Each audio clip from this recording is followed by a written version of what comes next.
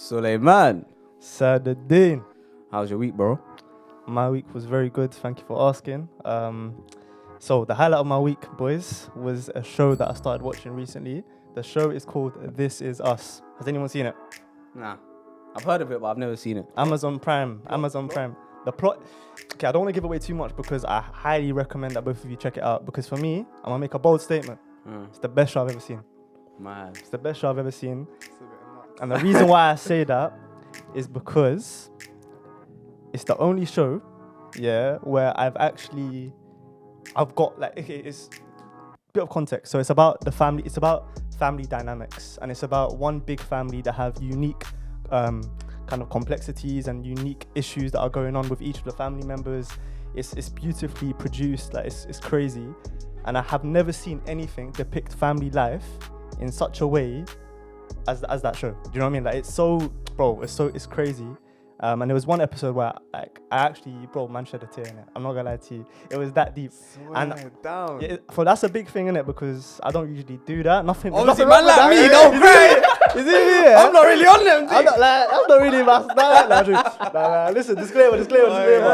Bro, there's nothing wrong with that. Nothing wrong with that, dude. No, 100%. Yeah, But like, bro, for real, like, if you see like a mad film or like a mad any piece of art, right, that really moves you, sometimes it happens, bro. And another metric here is that IMDb rates it 8.7, and I've got respect for IMDb. I'm not gonna lie, IMDb is shaky sometimes, bro. It's giving me some mad scores. Very dodgy scores. Say no more. But all I'm gonna say is that I recommend everyone watching it. On that, do you have Mohamed a show that you say this is the best show I've ever watched? Whenever people ask me this question, I have to give a selection of a few. I don't think there's one standout show. The issue is some shows die after a couple of seasons, and does that affect its credibility? Or Power, for example, season 1 and 2, great. After that, dodge. Suits up until season 5, 6, decent, and then dodgy. What else? Peaky Blinders is very good through and through. Yeah, it's one of my Peaky favorites. Blinders is up there. Breaking Bad is up there. Narcos, I feel so plain. Such an everyday guy on these dating shows. And there's probably a few that, like, off the top of my head, I can't think of, but those are probably some of the few I'd name. Nothing stand out. I heard that. Bro, maybe it's just coming in the heat of the moment. I just came off from like an episode like last night. I'm like, you know what? This is the one. That's the one that made you cry. This is the one, bro. That's why it's still in your Listen, head. trust me. Once you watch it. What was it you know. about the family? Like, what element of the family dynamic do you feel like it captured?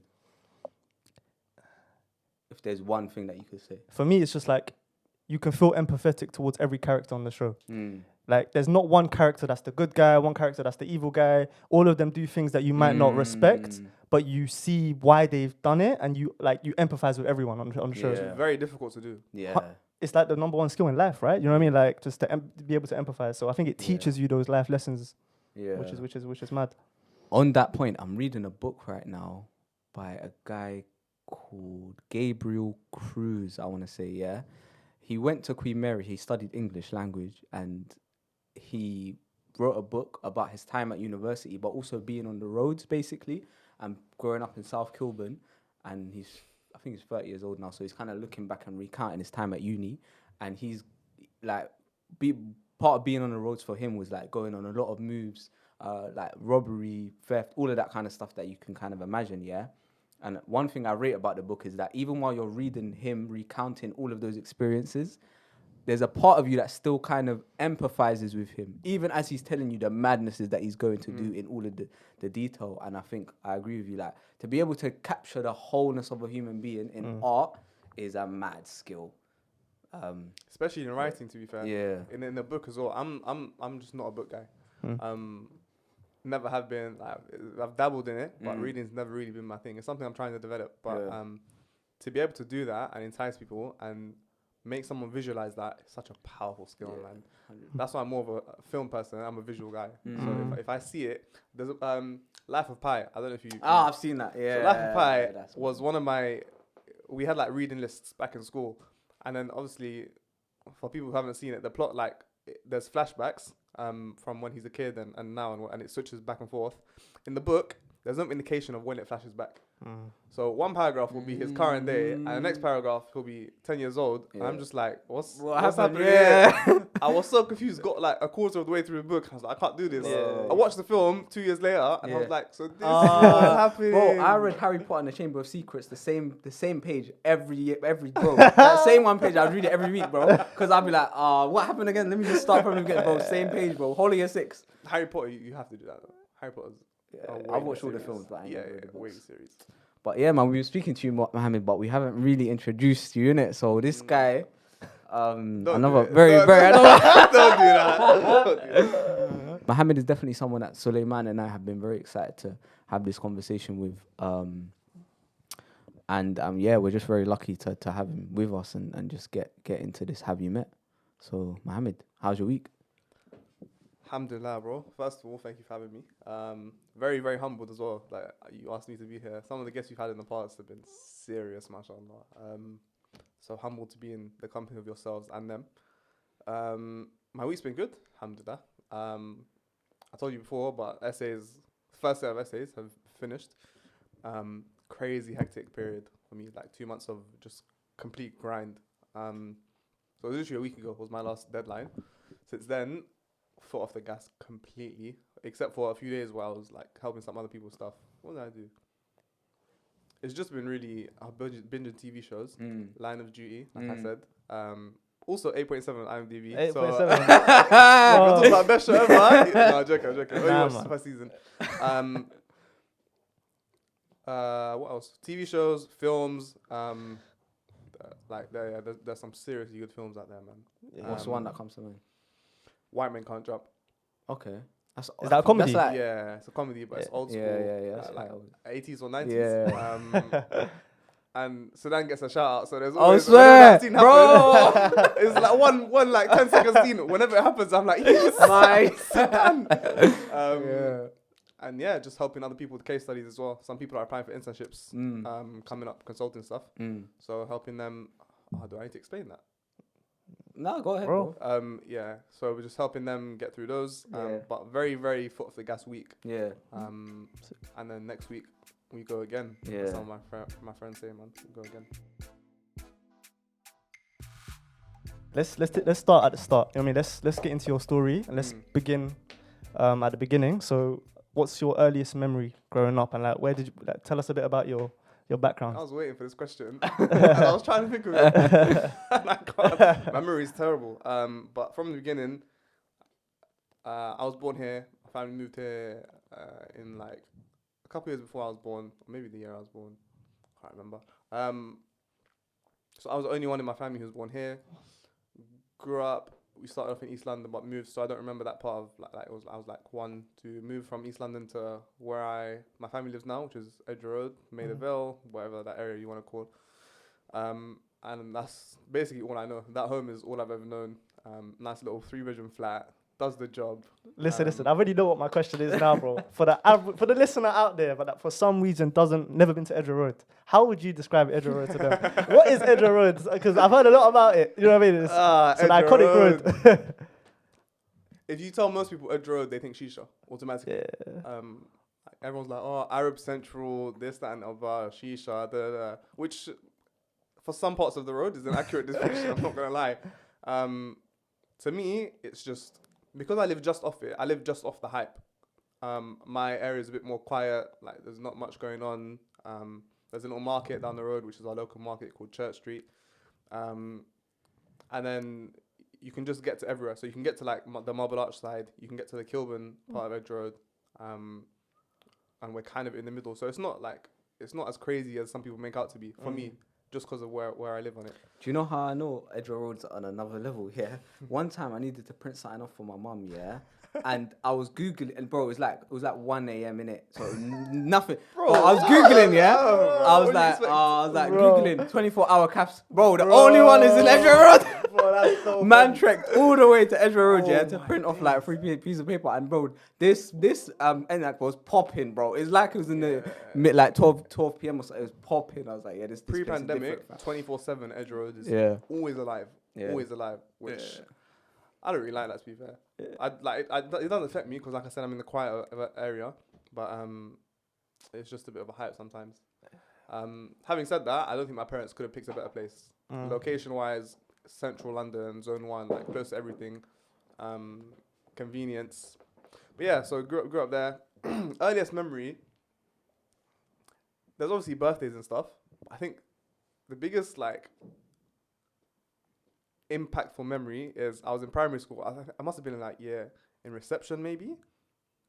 My brother, so my brother's 7 years older than me, so I was in reception. He was in year 6. We were at the same primary school, and then I must have gotten in trouble. I never get in trouble. Like I was the quietest kid, the most goody two shoes guy ever.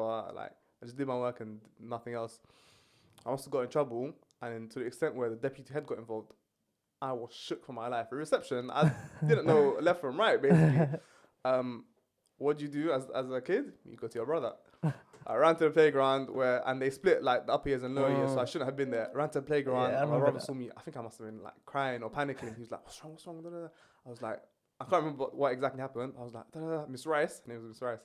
Miss Rice is like looking for me, blah, blah, blah. And he's like, all right, cool. So he got his friends and they got in a little circle and put me in the middle. Oh, that's so lit. So she came to the playground looking, but she couldn't find me. From that moment on, I was like, yeah, he's got my back. This is lit. So that was probably the earliest meaningful memory. What did you do? Honestly, to this day, I can't remember. Sure, mate. Bro, I'm in reception. What could I have done? Like, how much could I really have done? Man. But I think that was the moment where I was like, yeah, my brother's got my back. And then that's when I like truly figured out the meaning of family. I was like, yeah, we just got each other's back no matter what. And then from like the conversation as we go will progress through my life, I think. But just went through the normal school system in an area that wasn't the best.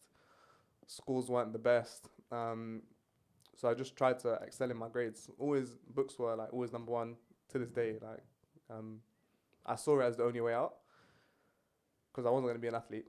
Realistically, the chances of that were very, very slight. You're in a tracksuit right now. We know you're a semi-professional. Hey. Something happened to your ankle. You know, you're like sponsor me.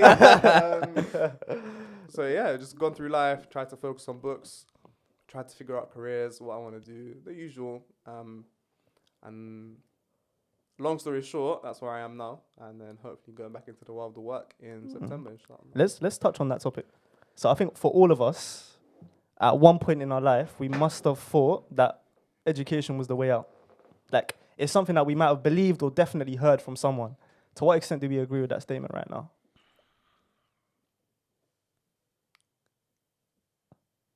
I think it depends what you class as your way out. For some people, it's a career that definitely requires a degree, even if it's not a degree in a certain subject. Investment banking, consulting, law, medicine. For some people, that's a way out. If I know some people that are very talented athletes who could make it pro, for them, that's their way out. So they don't really need to focus on the books. But I'll always stress the same to my children if I'm blessed with them, inshallah. Like, education is... I agree with the statement. I think it's the way out. Controversial, though. Opinions?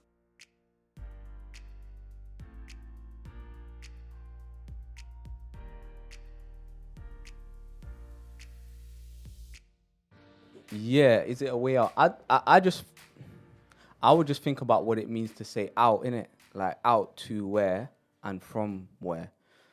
And such a Cambridge always analyze the question first. Yeah, and also, I hope, like, on the premise of children, grandchildren, inshallah, like, I hope that wouldn't be the framework that we operate with, of like, we're trying to get from here to there, and more like education is a necessary utility just for informing your worldview. Like, what do I really think about things? Where do I stand in the world, and how do I look at the world, innit? And I think in that way, it's more inward serving as opposed to like instrumental, even though it obviously is instrumental, like in terms of getting a grade in an exam and then going on to this thing that requires that and whatever. So I would say that. And I think one thing I think is the case is that in terms of way out, obviously that's framed usually social mobility, innit? Like, alright, cool, working class, let's try and you get me? And I think I'm going to put it crudely, yeah. You most likely will not be in a position where that is the case for your children, inshallah, innit? But you probably won't, innit, where I they're was trying gonna to say get to a that, yeah. thing. So it hopefully will be more of a thing of like, yeah, do what, not like as to your kids, like, yeah, do what you want, like whatever you find interesting and kind of thing. Because there's, I mean, yeah, you can make money, but you've seen money growing up kind of thing, innit? Or like what finance can, the freedom that finance can provide for people. So those are my thoughts on it. I'll touch on that, but Suleiman, I want to hear your thoughts first. So I agree with the way Saadadeen approached the question. I would have done a similar type of thing. No, just making me look bad. Just making me look bad. Let me check that. Ask me again, big man. Rewind. Ask me again. Nah, man. Listen. Imagine you could do that in an interview, be like, yeah, just hold on, just ask me again. That's the beautiful thing about the podcast. But I guess for me, there are two ways you can kind of look at education. You can kind of look at it as a tool to kind of help you get wherever you want to get and like use it as a way to create opportunities for yourself. Or another way, which I believe is possibly more optimal, is to think of it as a culture, right? As like a culture of learning, as like a characteristic of your everyday life experience. So it's like, it becomes a lot more abstract, but it becomes a lot more kind of, it's not like a specific thing. It's just something that kind of you experience and you let into your life wherever it comes from. Do you know what I mean? Like whatever the source is, it's just part of the culture, right? It's part of the culture. And because it's part of the culture, it's like Saadadeen said, whatever your circumstance, if you're working class, you're middle class, you're upper class, whatever, it's still something it's valuable and it's part of your life. But to answer the question more specifically, is it a way out? I think you said this off camera, but like when you're trying to, let's say we're assuming that the way out means like kind of leaving poverty or like kind of increasing your economic stability or whatever, it's the safest bet, man. I think to this day it's the safest bet. And it's like, if you come from a background of instability or uncertainty, education is always going to be the most attractive option. That's what I'd say. So on that, I think the description of a way out being out of social mobility issues is very accurate, because that's generally what it's taken to mean. I think that's more because a lot of us are first generation immigrants, second generation immigrants. We haven't, like, most of us haven't seen money growing up. So hopefully the plan is, inshallah, for me or my siblings or whatever to be that first generation that comes out, and then my kids will have to deal with that, potentially. Having said that, one of the issues I think with society as a whole is that your level of intelligence is taken at grade value. So the first thing a recruiter will do, is check your grades on your CV. Companies that are screening you, if you don't have the right grades, you're out. And it's frustrating because some people just don't test well. The same way some people don't interview well, some people just don't test well. Like, it's not their thing, but they're very intelligent people. If you sit down and have a conversation with them and interview them, you'll see that they're great candidates. They just don't get to that stage to interview because they haven't tested well in the past. I think if society progresses to a point where it's not just grades that define someone's intelligence, then that would be a great thing. My issue is, how long will it take for that to happen, if it ever does happen? Because it just seems like the most structured way to figure out someone's intelligence is test them. When it could just be, they memorized the process of photosynthesis well enough to answer it and relay it back in exam form. So it's a frustrating thing, but I don't know if it'll ever change, to be fair.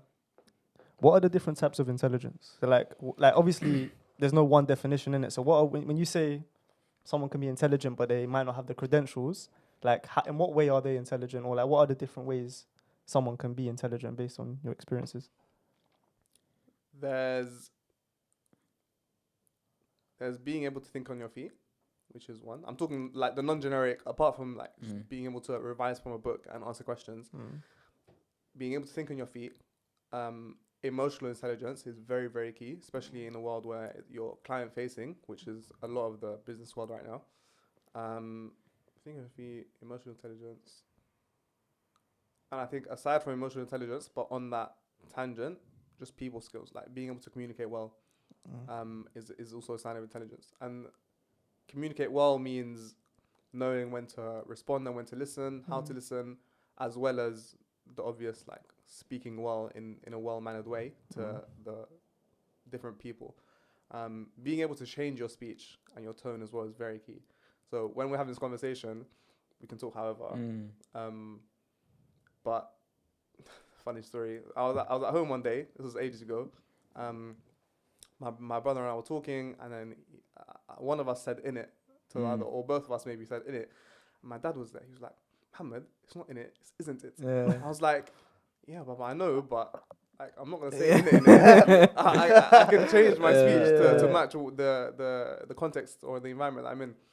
So I think that's another key thing. But it's a difficult question. Like, I feel like I answered like a politician. I gave some lofty answers. I'm but passionate about it. nothing pinpoint. No. But what do you think? Like, That's a good question. a very good question. I don't know. What comes to mind when you wrote this? I like to make things simple, and like think of a simple heuristic or whatever to kind of answer the question.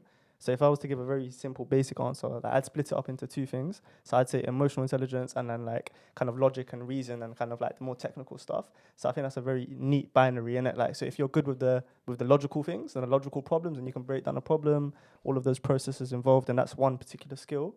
And then the other one is the more people stuff that you said, because But then what do you call things like economics, for example, which isn't, there's not really one particular answer for certain things. A lot of different things work. So it's not logical, this leads to that, like a maths or a science. It's a lot of opinionated work and being able to back up your opinions with logic, fair enough. Yeah. But it's more of a opinion-based topic. So there are a lot of things like that I think wouldn't fit into that binary. No, that's fair. That's why it's a social science, isn't it? Because it has the kind of the hybrid focus, you know what I mean, on like the qualitative and the quantitative side. What about you? What comes to mind when you think of intelligence? You've had a while to think. Come on. Come back to me. I just think about people that see the big picture, I would say. I think that for me is a sign. And like in the context of you mentioned, like if you go for a coffee with a person, etc. I think that's something, people that kind of can step back and just see the big picture or like anticipate where a line of thought might take them or lead them, is for me like a really cool thing. But I suppose, that. But and the other thing, I don't know if it's a sign of intelligence, but like someone that's able to be disciplined is something I admire a lot. Like, man does this at this time and then wake up at this time and go to bed at this time and have da. I think that's sick. I remember Ali was telling us about a guy that has 3 Kit Kats at 12 o'clock by the water fountain every day, bro. I was like, that's lit. 3 Kit Kats? Something like that, right? 3 Kit Kats, bro. Honestly. So random. 3 Kit Kats at the water fountain at 12 o'clock. I love that. Like, that's sick. I just think that's amazing. Sick, but the reason I smiled when you said discipline is because I could never. I've tried. Believe me, bro. I've tried. Like, wake up at this time. Yeah. The only good thing is that. So I live next door to the mosque. Yeah. I have no excuse to not be praying Fajr. Like, no excuse. Is when I'm praying, I might as well just pray there. Yeah. So after that, I'm always like, I'm gonna stay awake. I'm gonna do some work. Bro, I go home and go sleep. I go home and sleep until my lectures. I some days I just can't do it. Yeah. So I need to develop that discipline before I start working, because there's no more sleeping after that. So we're talking about intelligence, and we're talking about like being smart, and you described yourself earlier on in the conversation as someone that's always been quite like on it when it comes to education. Like, it's something that you cared about a lot. How would your friends describe you when you were in school? Like, what kind of, how would they have described you? Depends which friends you ask. If intelligence is defined by grades, then I was always up there just because I pick things up quite quickly, whether it be concepts, whether it be like theories or actual like maths. Maths was always my thing. And I shout out my mum for that, because maths is... I was watching Mean Girls the other day, Yeah, it's like one of the lines that Lizzie Lohan says is, she's good at maths because it's the same everywhere, which is true. So with some subjects, like English, like whatever... big up Lindsay Lohan. With some subjects, it's different around the world. So my mum growing up in Sudan, and my dad couldn't teach me like certain things in English, for example. It wasn't great. Maths... My mum would fly through these papers, bro. So, sorry to interrupt you, but that reminds me of my grandmother teaching me maths as well when I was a kid. Like, that's a transferable skill now for real, man. Exactly. So the fact that obviously it stopped at a certain level when I started doing like differentiation integration. She's like, what's this? What are you showing me? This isn't math. Man said, your mom's like, yeah, that's on you, big man. She's like, you're on your own now. But up until like even algebra, like it's she gave me the grounding concepts and a lot earlier on than some of my peers. So from there, my maths just developed quick, and maths was always my strongest suit. Some people would describe me as grammar police. I hate bad grammar. Hate it. It's my biggest pet peeve. I'm 23. Whether you're 23, 18. By 18, you cannot be making simple grammar. You can't be saying there, THEIR. You can't be doing that. Are you the guy on the group chat? Yeah.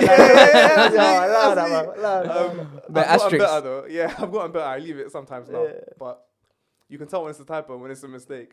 But yeah, I just try and, in terms of that stuff, that's probably how I'd be described. But the bigger thing is I struggle to say no a lot.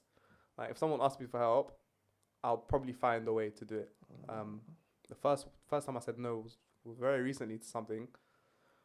It was someone who asked me for help on their case studies, and obviously now that I've gone through the process, it's kind of like you've got a rep that, oh, you've done it, so you must be good at it. So can you help me? And I help when I can, but this was when I had my last essay, and all my time was devoted to that. Every waking minute I was doing this essay. So someone messaged me and I was like, look, I'm sorry, I just can't. And I felt so bad. And I think this is one of the reasons I haven't developed the ability to say no yet. I just felt so bad, man. But it's an interesting question. You know, sometimes in interviews people ask you, oh, how do your friends describe you? I never know how to answer, but I don't know. You mentioned that you were goody two-shoes in primary school, yeah? Moving on to secondary school, how did that change or stay the same going on to like key stage 3? Exactly the same. Throughout, I just did my work and never got in trouble. Do you have a referral system? Like when people got referred to other lessons or to like internal exclusion room, or to get sent to another classroom? Not once. No in way. My 7 years of secondary school. No way. Not once. I got sent out of the classroom once. Man. And I just got made to stand outside, and she had a little chat with me, and she loved me up, so she just let me back in. That's but impressive, man. never. Why? Parents. Like why? Like why? Like how? Maybe how's a better word?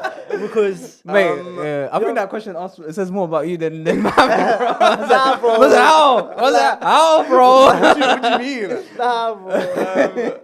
Did you? I don't know. Like, how did I even answer that question?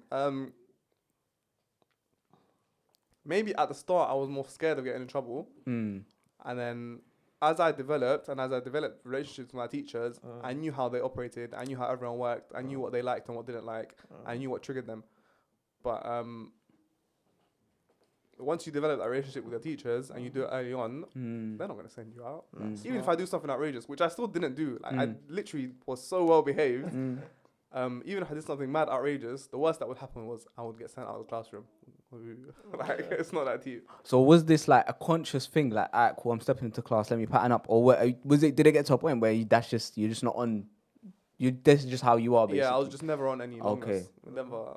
What about you? I feel like... This is what man's wants to say. Let's have this conversation. Nah, bro. It's just, I don't know, man. Maybe it's just because it's so common, and I do think it's quite unique to not to have such a perfect track record when it comes to discipline, and like especially in certain state school environments or whatever. It's like it's quite normal.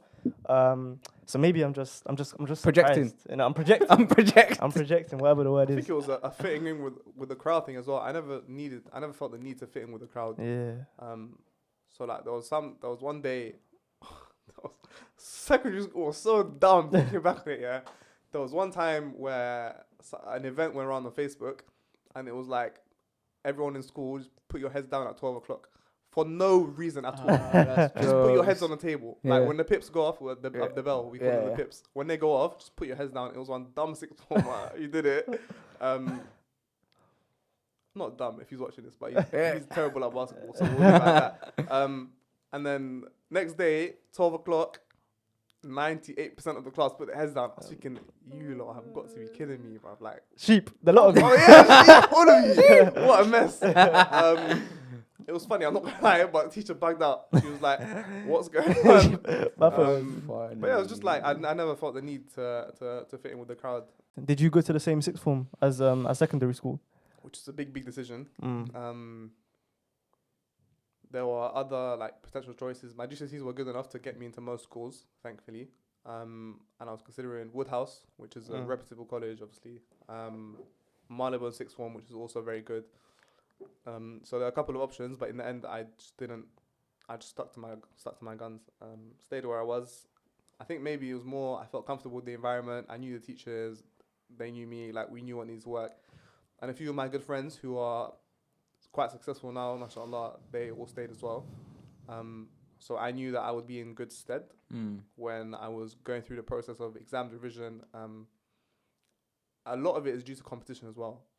I love competition. I live for it. Yeah. Yeah, whether it's grades, sports, more so grades back in the day, I was like, oh, this person got higher than me. From young, primary school, SATs, year 6, maths was my thing.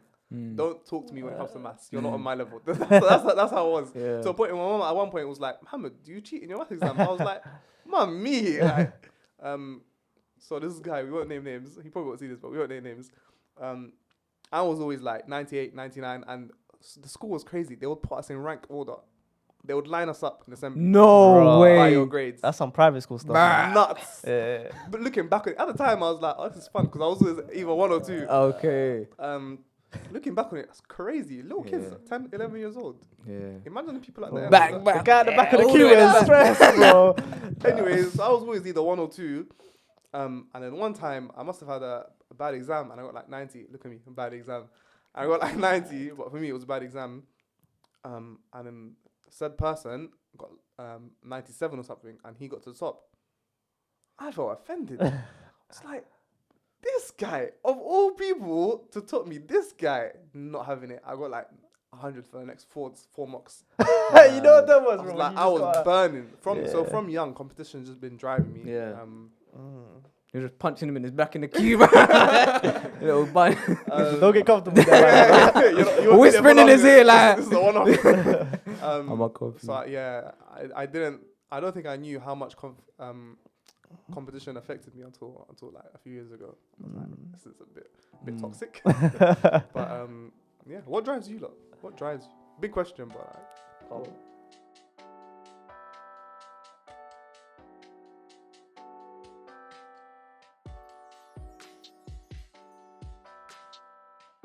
What drives me? I can definitely relate to the competition point.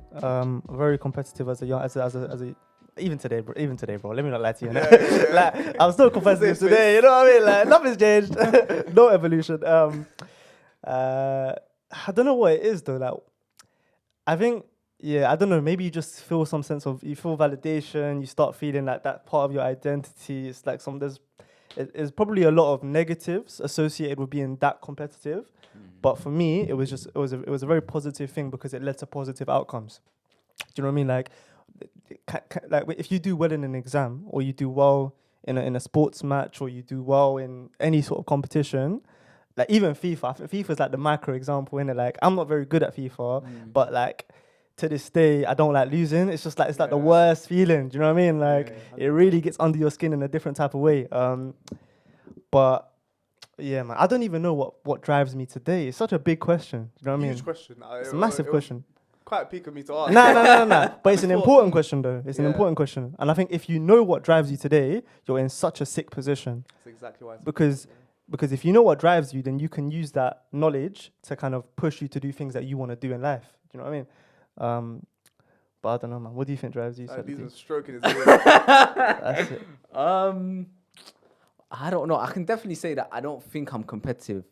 That's a Definitely lie. not. That's a lie. You know people will say that. Definitely That's are. a lie. That's a lie. Nah. I got to step in. Bro, listen, we know about the varsity match. You know, we know about. Yeah, that's what I was gonna say.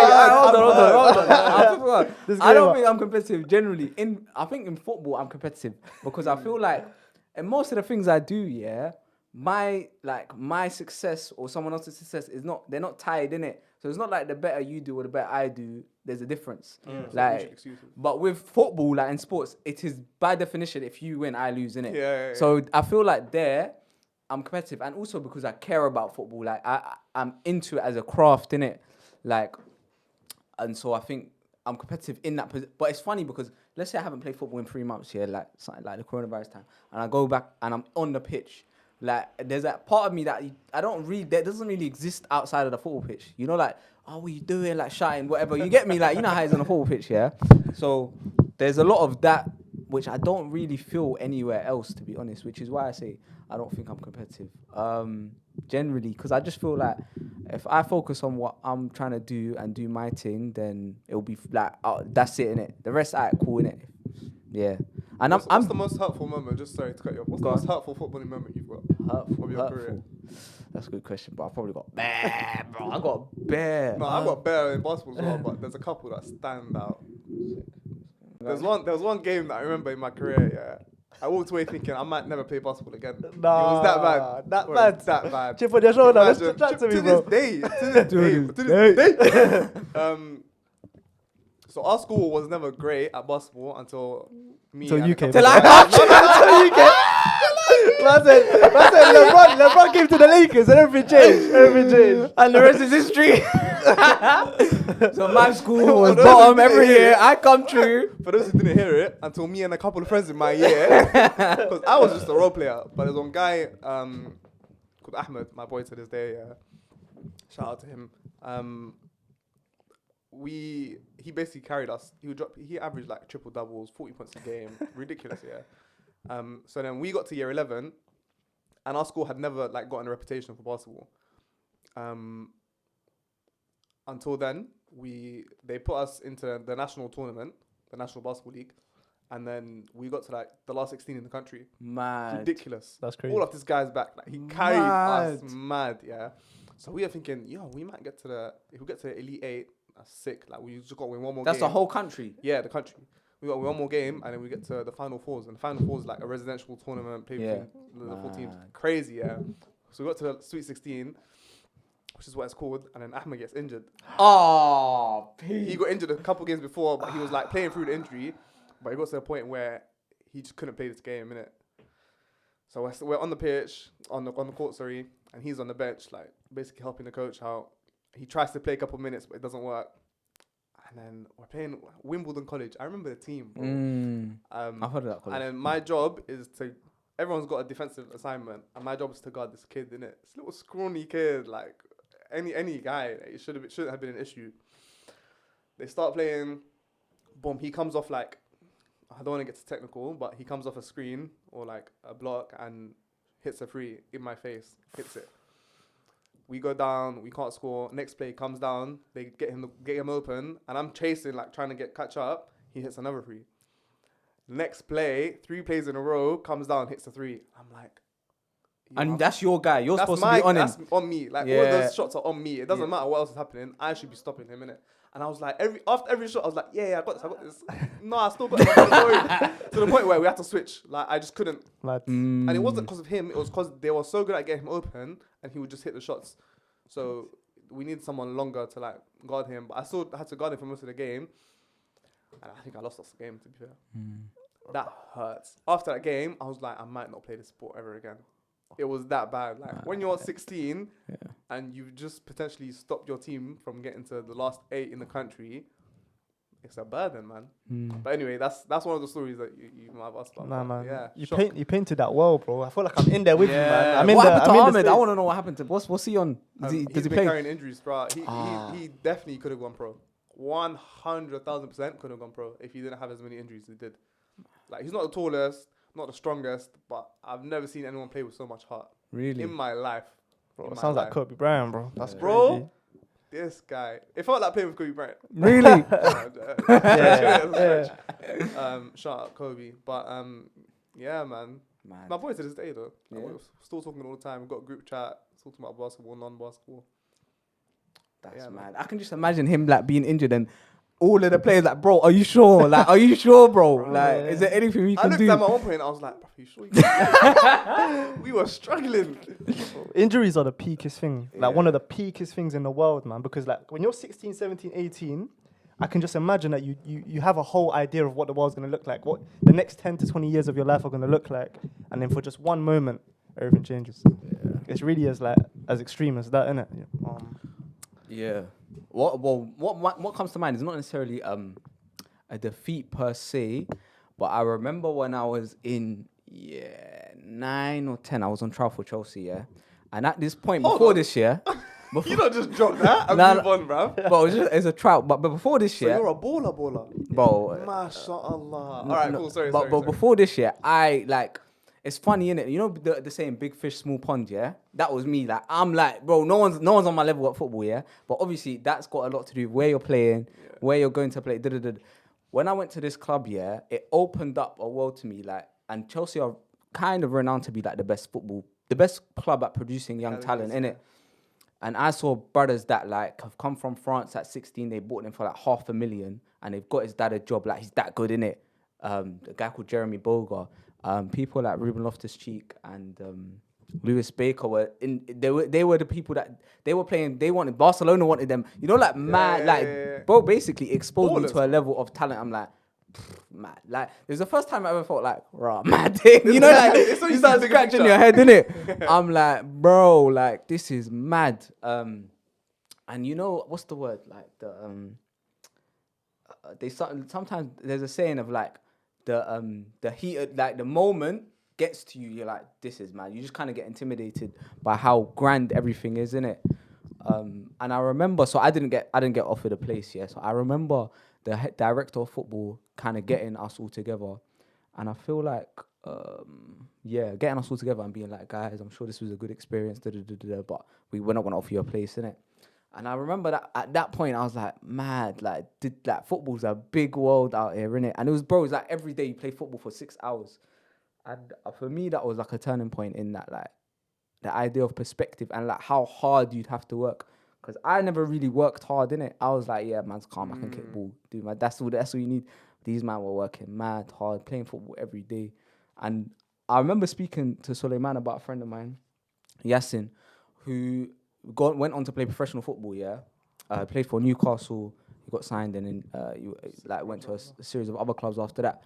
But one lesson I learned from like my relationship with football is that, fam, hard work is mad important. Like, no matter how much talent you have, and I saw that firsthand, because you know there's a lot of cliches, but I saw that firsthand. I would see man that would like kick ball in the playground in the park, yeah, as I'm on my way back from school, and I'm just seeing them in the park. I'm like, fam, what the hell are you doing here, bro? Like, do you get me? It's mad, yeah. And I see that, and then seeing it at Chelsea, and then later on in my life. So yeah, that was a big knock for me, because I was like, rah, there's more to this.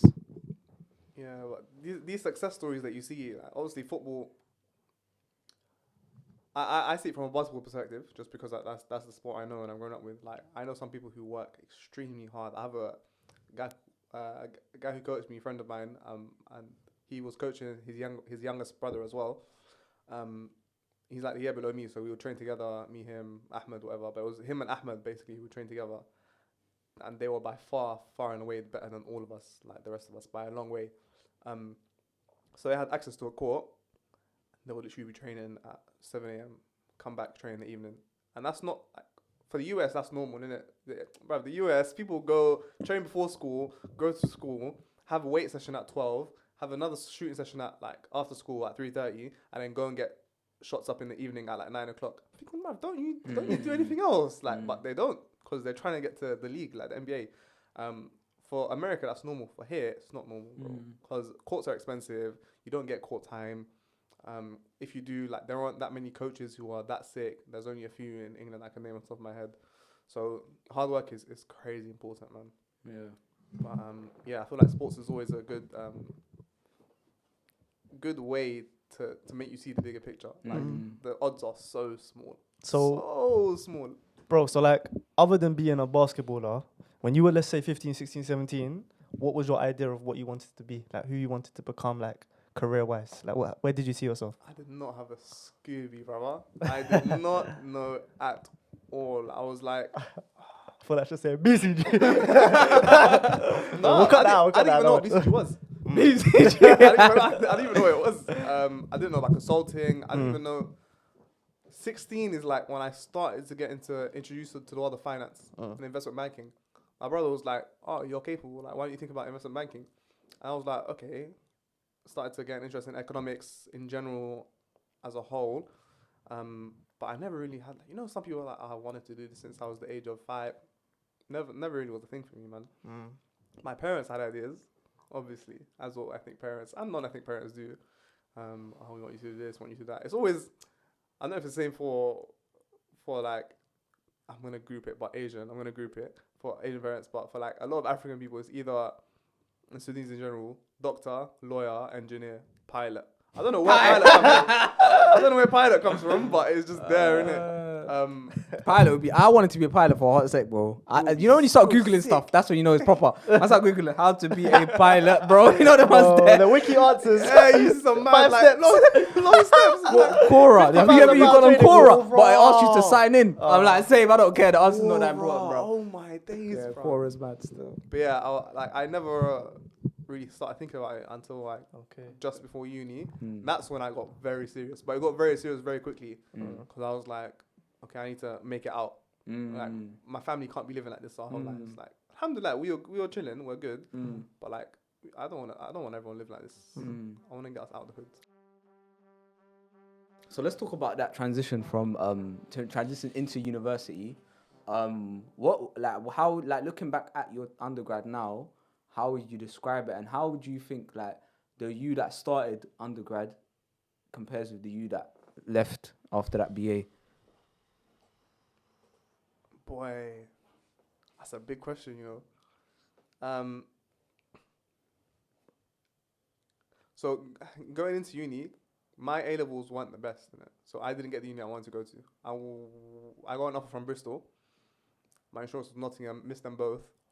So I was like, do I just take a year out? I spoke to a couple of people. Someone like take a gap year, you can come back and whatever. Someone like, just go for it. My mum didn't want me to take a gap year. I don't know why.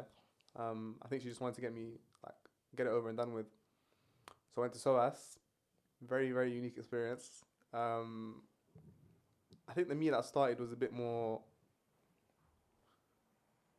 I was exposed to international communities, but I was exposed to UK international communities. So like, my classmates were Bengali, Pakistani, Kosovan, Sudanese, whatever, Lebanese. Like those are my classmates, but it was all like UK based. When I got to SOAS, it was like people from America.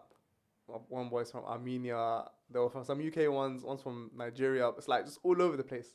I was like, rah, this is how the other people live. Like, this is crazy. So I think it definitely made me a lot more open to different communities internationally. I think I stayed pretty much the same, you know. It sounds cheesy. Like, I didn't change. I was the same guy, but not much changed. Like I've always been grammar police. That's always been the same. I started taking career a lot more seriously. I think that was probably the biggest change. I was like, okay, like I was on it in first year, but then in second, like I wasn't really. For those who don't know, like consulting, investment banking, that sort of stuff, the ideal investment banking route is you get a spring week in your first year, and then you hopefully convert that to a summer internship in your second year, and then hopefully if you convert that, you get a graduate offer. So I applied to like a few spring weeks, but nothing major. I didn't get any. It was whatever. And then summer internships, I took it a lot more seriously. Got one at an insurance market, and then grad schemes, I was like, okay, long list. Let me do all of this. Like that was probably the biggest transition of figuring it out. But yeah, I don't think much changed other than that. I was gonna say something else, but I've forgotten. So that's a serious question though, and I just haven't really thought about it. I wanna know about SOAS, man. Like, what was your time there like? It was sick. I'm not gonna lie. How come? Going in, I didn't know what to expect. Yeah. I was like, SOAS, like, what's the focus is like social sciences and languages, and what is this left wing like crazy place? But I think in general, I didn't know what to expect about uni. So I just went in with an open mind. Like, I don't know, maybe I'll meet some weird people. Maybe I'll meet some cool ones. Most of the people that I came across were really cool. Like, a lot of which I'm still very good friends with, because I think the friends you make at uni are probably the longer lasting ones, personally. I've got some friends from school, but uni is probably where you make the longer lasting friendships, maybe because you're always together. Like, it's not just 9 to 3:30. It's like all day at some points. Like, I'll be banging out essays with people literally all day. It wasn't as crazy as some people from the outside think. Some people think, oh, it's like hippies and all of this, and which there are a few, but it's not wild. And like, a lot of them were just normal people, man. Just really cool, down to earth people. And then for my course, the way SOAS works is that most of their courses have some sort of link to Asia and Africa, School of Oriental and African Studies.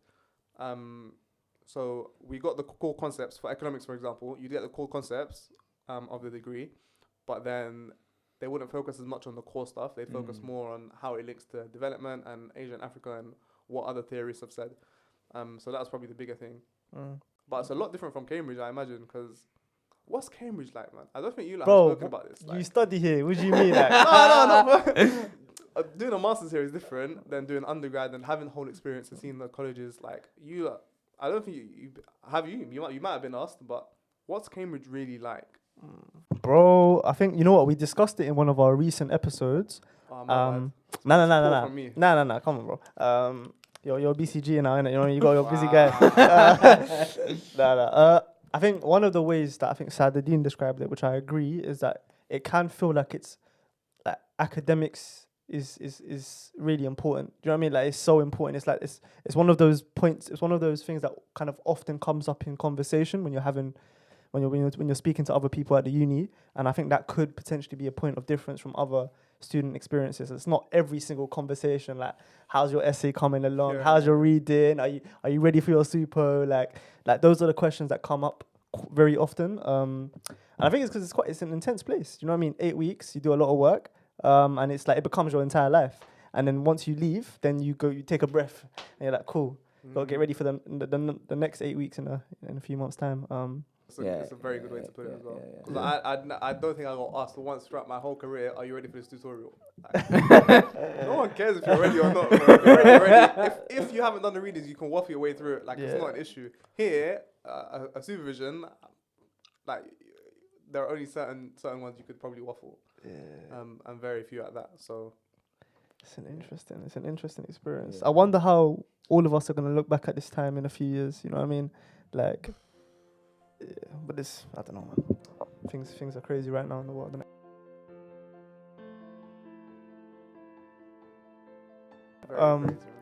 So I got a question for you, Mohamed, innit? So once you left SOAS, you didn't. I mean, like, based off the conversations we've had in the past, you went straight into the world of work. That's correct? Yeah. Mm-hmm. Like, what did you do, and like, how was that year of your life?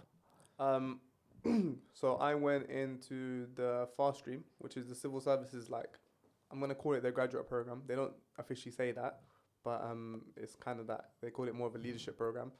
When I was applying to grad schemes in my final year, I was just like, I need something. I had a return offer from my internship in insurance, but I didn't really want to go into insurance. It's just not for me. So I was just applying. I didn't get any of the investment banks. Didn't get any of the consulting firms. I was like, okay, let me go through this process. And the fast stream process was very difficult. So I was like, okay, if the process is this difficult, the job must be difficult as well, and challenging and stimulating. And that's what you want early in your career, or what you think you want. Started the role, and I was on the finance stream, which is like accounting based. Not it. Accounting is not the one. I advise strongly against it. Anybody who's thinking about audit, accounting, don't do it. Don't do it to yourself. It's terrible. Why? What was it about it that just nah? So you have the Monday to Friday.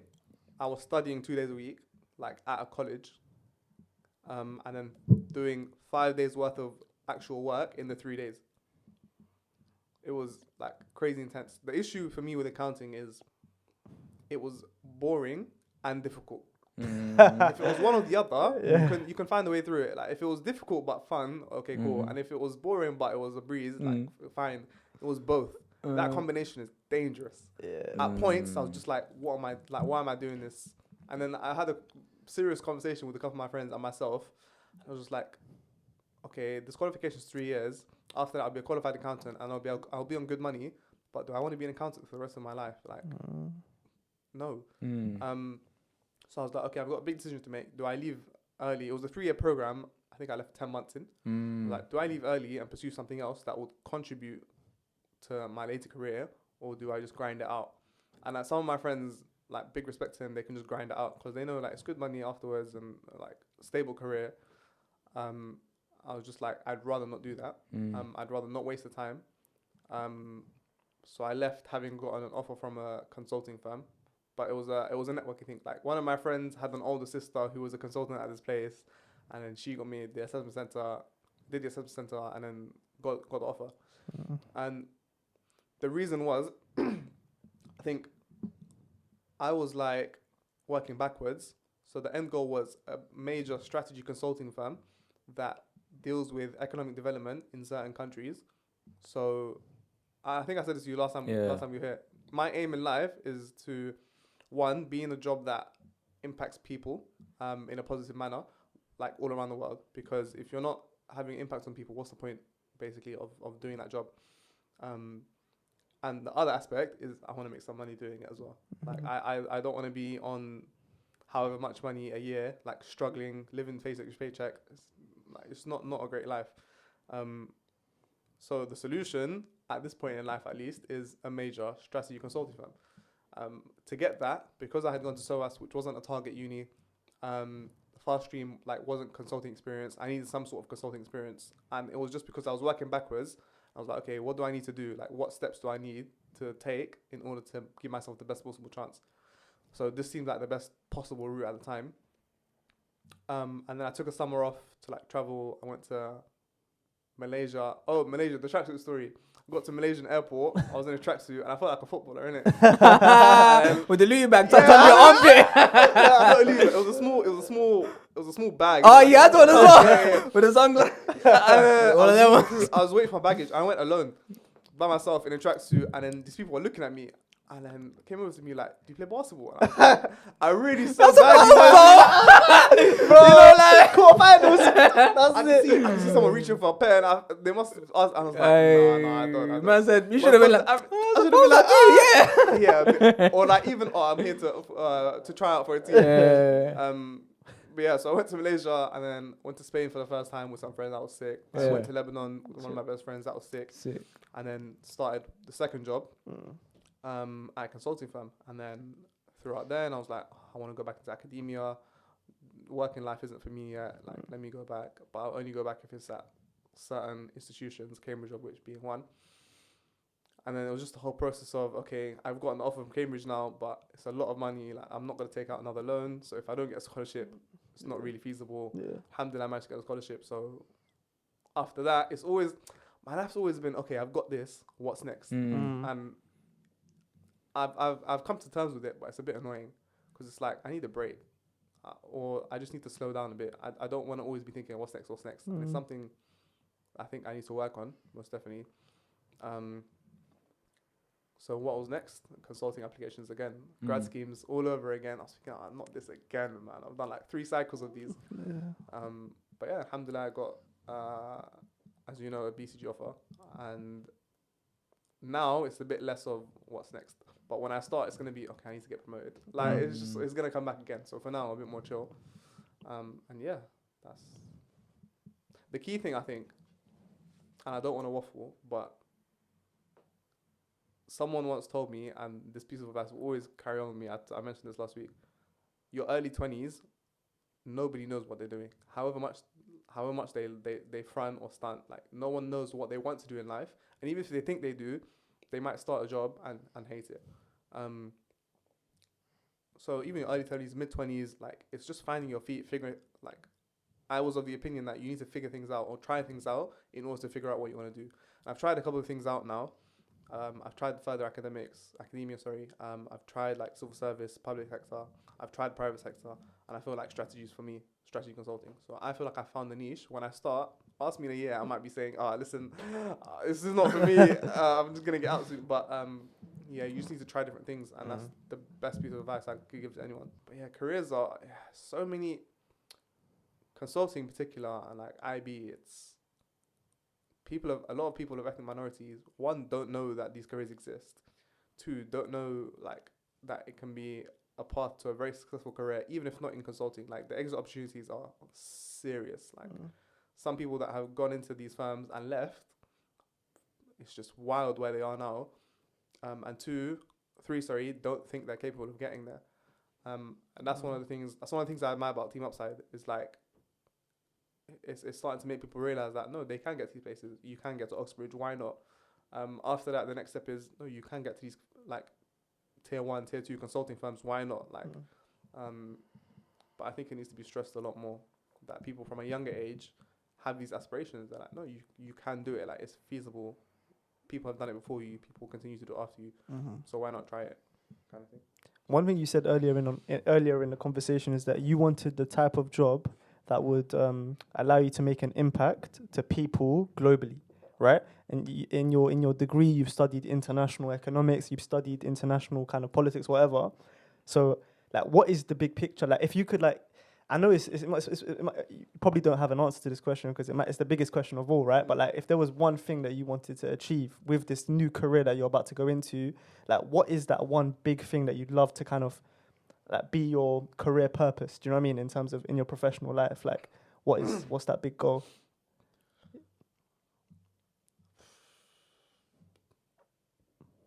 There's a few, but if I had to list one, the more people I can help lift out of absolute poverty, the happier I am with my life. There are people who are living on less than $1 a day. Like, it's ridiculous what some people are living on. Walking miles just to have unclean, unsanitized water. Like, kids dying at the age of a few months just because they don't have enough food or, like, being malnourished. And there are certain regions, obviously Africa, a lot of Asia, more prevalent with that, some of South America, generally Africa and Asia, that are just,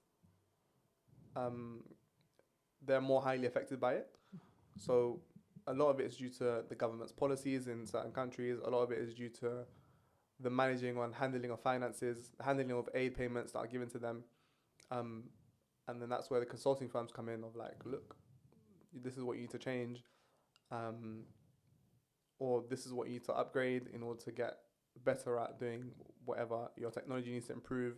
You need to focus on education because the education of your people is how you're gonna improve your like industries. So many different things. But yeah, the more people I can lift out of absolute poverty. Yeah. Better. So these are some massive questions, massive challenges. I mean, there's no simple answer for these problems. Like, let's say like someone like me, even, you know what I mean? Like, even let's say even younger, let's say a 16, 17, 18-year-old wants to think about these big questions. Like, how do you suggest they go about thinking about it? Because they're massive questions, innit? Where do you start? Like, I don't know. What are your thoughts on that?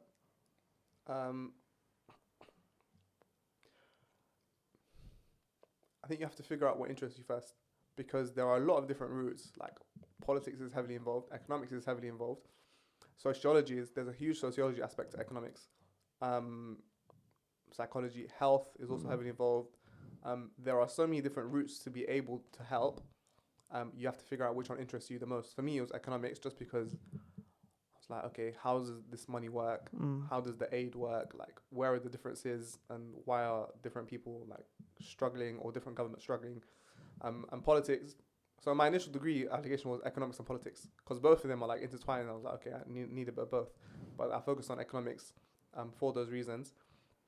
And because I was interested in it, I actually wanted to figure out some of the solutions to the problems. Like, okay, how do people go about solving this? What has happened in the past? What are some policies that could be implemented?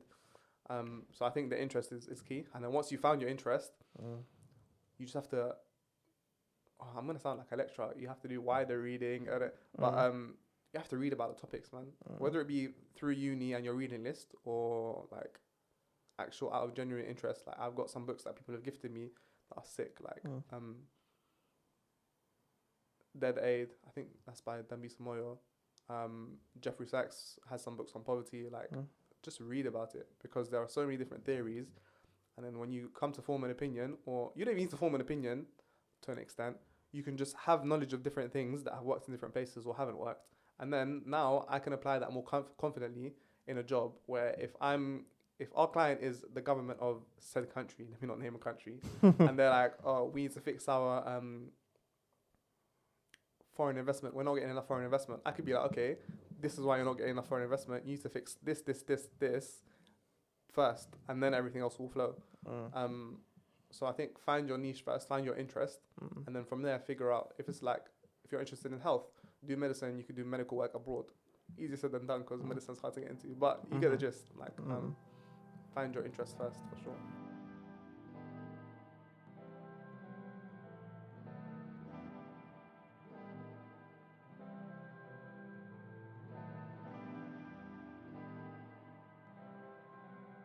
So the one question we always finish off our conversations with is, Mohammed, what is your definition of success?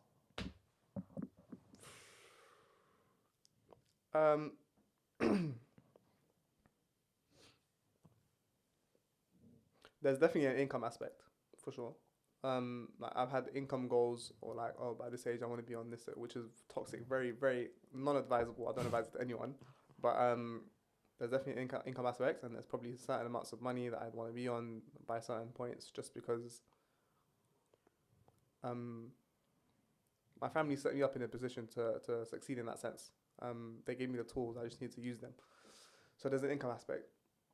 I think a portion of it is also how happy you are, and happiness in itself is like subjective, and there's a lot of different aspects to it. But if I'm in a job where I'm happy, I think that contributes to my definition of success. And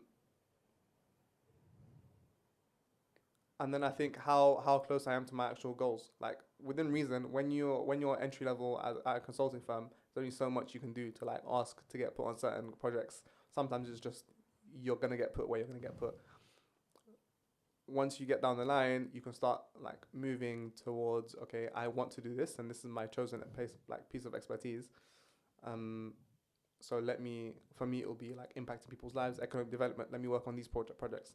If I could do that, I think the combination of those, there's a religious aspect as well, but like we could be here all day if we spoke about that.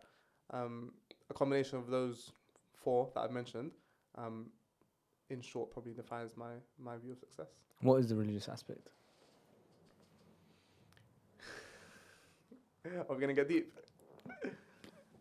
I just think I'm very behind on where I would want to be ideally, or I just didn't consider it as much in terms of knowledge of like the Deen, Islam,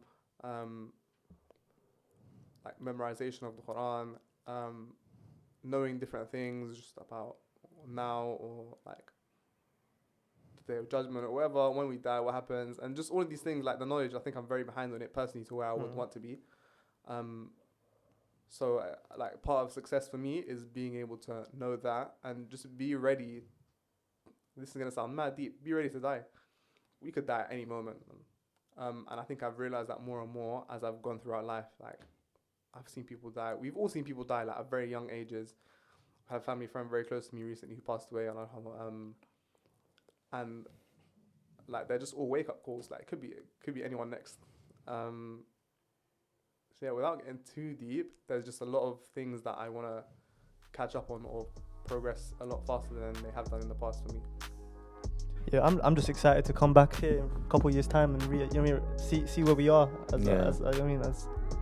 See where we are, man. I'm excited to see where we are, and excited to see where the podcast is, man. Come on, man. This is a sick initiative. I've said this before off camera, but for on camera, this initiative is baby, man. Just bring in genuine people. Not calling myself genuine. Listen, pro basketballers. Oh my! Bring in pro Malaysian basketballers. You know what, bro? No, just bring in like everyone else who's been on genuine, hopefully very successful people, inshallah, and just down to earth. Like the guests, like I said, have been sick. So if you keep doing this, who knows? You might get your studio one day, upgrade. Potentially big things, man. Come on, man. Big things. So pleasure to obviously, in order for that to happen, we need you to like, subscribe, follow. Rate us on 5 stars on Apple Podcasts if you listen to this, or share it with someone that you think might appreciate or enjoy what we've did this episode. And yeah, keep it locked. Thank you for coming today, Mohammed. Thank you, man. Appreciate it.